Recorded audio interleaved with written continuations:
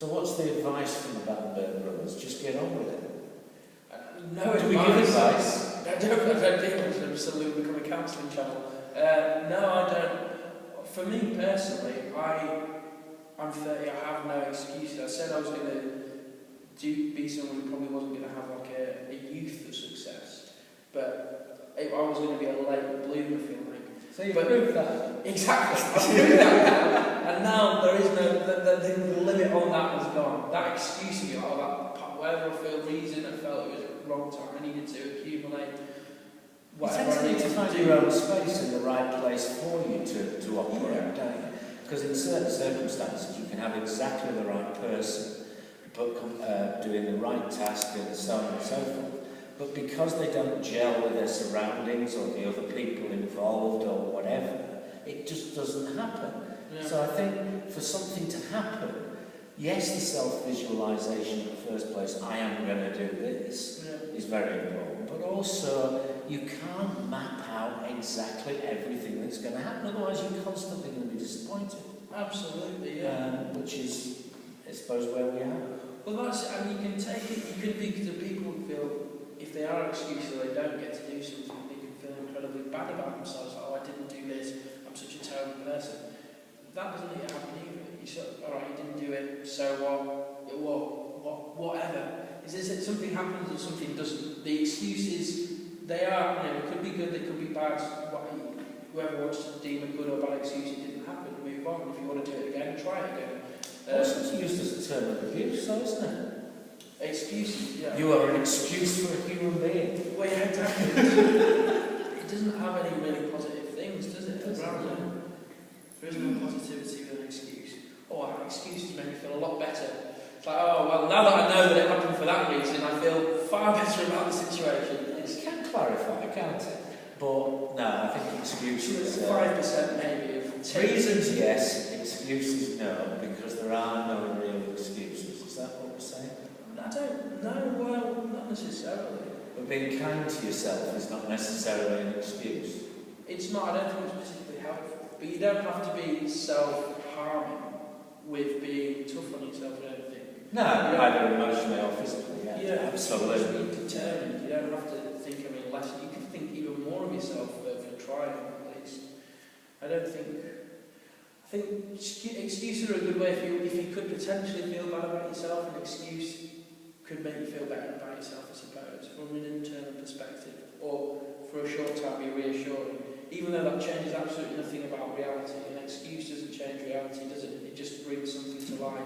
It's part of reality, I think. It's what you're thinking and feeling at that moment in time, and that's as real as anything that's around you, what you're doing or what's going on around you. So I think excuses have their place, but as long as you realise that's what they are, perhaps. Yeah. So excuses, Excuses, yeah.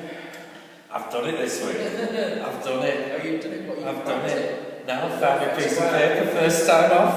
Right. I'm not having a singing moment, I'm improving. Easily, please. No excuses. No excuses at all. Well, my first square this week, it actually runs into yours parallel, actually, which often happens with us, doesn't it? The synchronicity, because obviously neither of us know what the other is bringing. Yeah. And mine is standards. Okay. Standards. This is actually interesting. Have you got any? Do we set them for each other all the time? What is a standard? Yeah. One person's standard is another person's failure, another person's success is relatively unsuccessful in most other people's view. Yeah. So having a standard, do you need a common standard? Do you need is a standard something that is worthwhile, or is it something to work towards? Yeah. I mean, you have laws as a common standard, isn't it? It's where we all agree apparently that certain laws differ in different places to different people and are given different punishments, if you like. I thought I'd give you a dictionary definition of standard. Yeah. And a standard is a level of quality or attainment. So it's about doing again. A level of quality or attainment. Something used as a measure or a norm. So it's something that we expect to see. I've been very brought to standards recently. I've started 2 new jobs.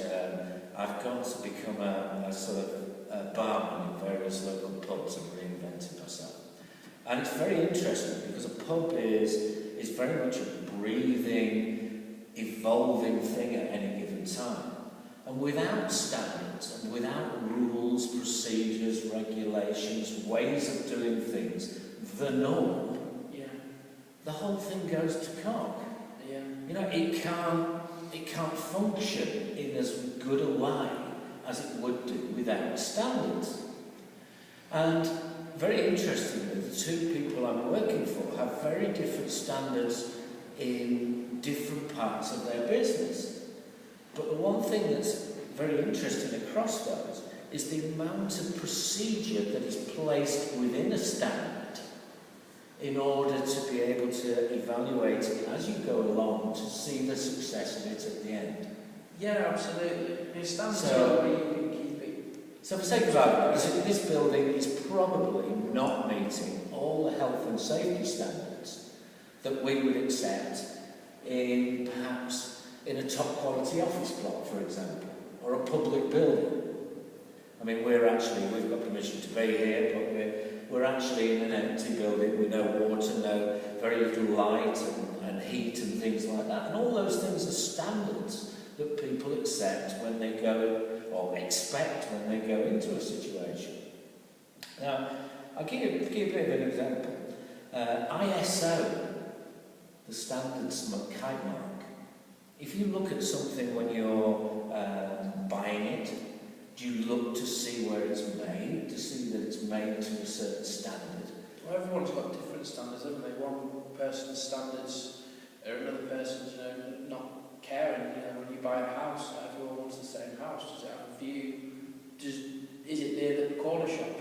It depends what your standards are. Is it how important? So standards is about setting a parameter, setting something that is acceptable to you. Yeah. Well, so it could also be something that you'd want, something you'd need, or whatever, but it needs to meet a certain standard.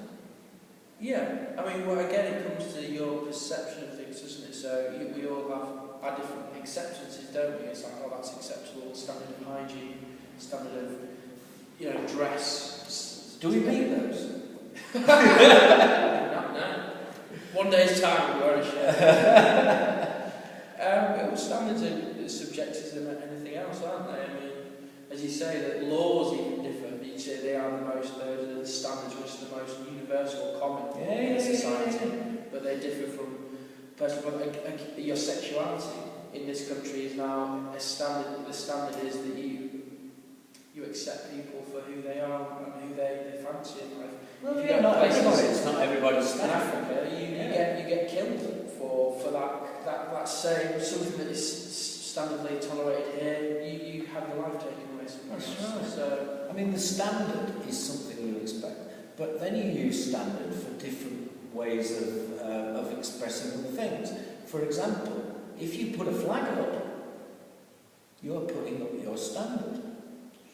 So if you go into battle, you take it to your tribal standards. And it's about who you are. Yeah. It's about what you are. It's about where you come from. As you say, with everybody around the world and in different places, different sexes, different genders and so on, actually have different ways of looking at things. So to have a standard probably only puts a sort of line in the sand. A point where it's that point where you then tread, or you should tread, if you like. Yeah. And I think standards are essentially presumptuous because they're your standards. Now you have a right to your standards. Absolutely. You have an absolute right to your standards. But do you have a right to place those standards on others? Interesting. I mean, you're talking about anarchy, essentially. Anarchy would have its own standard with a big A and a circle around it. Oh, crikey, we've got a storm going on here in Blackdyke.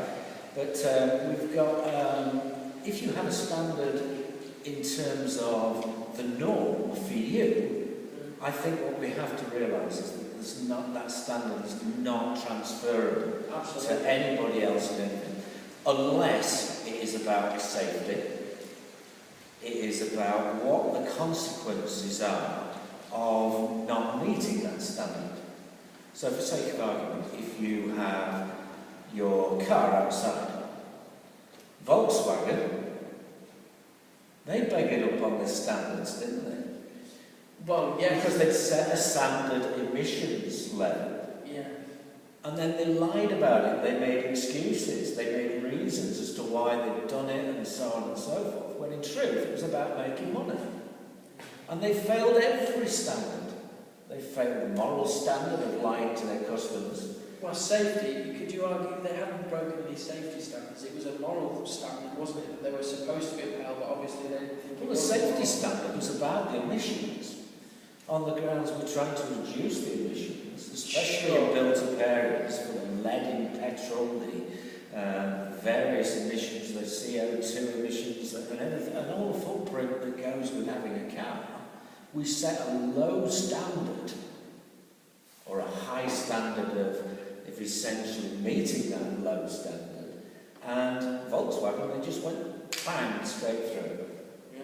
They didn't care about the standards that essentially had evolved through government, meeting our views of what we wanted, the type of world we wanted to live in and so on, our standards. If we talk about ourselves having our own standards, are Volkswagen therefore not allowed to have their standards? And we have to be accepting of that. We can choose not to buy their cars, but at the end of the day, do they not have a right to their standards? They do, but the grossness of it is they now have about 300,000 or 400,000 of these bloody things sat in a parking lot in the middle of the desert. Because they've lied and people wanted the money back, they wanted new cars and so on. I think it's Nevada. Really? I'll look it up and put it on the Facebook page. It's bonkers. There's hundreds and hundreds and hundreds of thousands of Volkswagens, all of which are perfectly serviceable, that meet the standards of the day, but not the standards that they said they were going to set. And therefore that gap means that those cars are essentially non-valuable to society. And it's just, we set standards for certain reasons, and sometimes those standards, I think, restrict us and also make us do silly things in order to try and meet them. I watch Rachel at the moment, meeting standards as far as education is concerned. And it's about almost fitting the person into the standard. The standard becomes the most important thing, not the teaching, not the learning. It's about ticking the box, creating a standard. And a standard can be very restrictive in that. As you know, I recently did the new enterprise allowance scheme for the government and the local Department of Work and Pensions. And it was all about standards. But the standard didn't include how well I was actually doing it, whether or not the students were getting a lot out of it. Yeah. It was about whether or not I'd told them this, I'd told them that, they'd done this, they'd done that, tick the box, sign this up, sign that up. And a standard, I think, becomes pretty bloody stupid when it gets to that point. Exactly. It's like, well, there's, I'd say a lot of the wrongs in the world now, because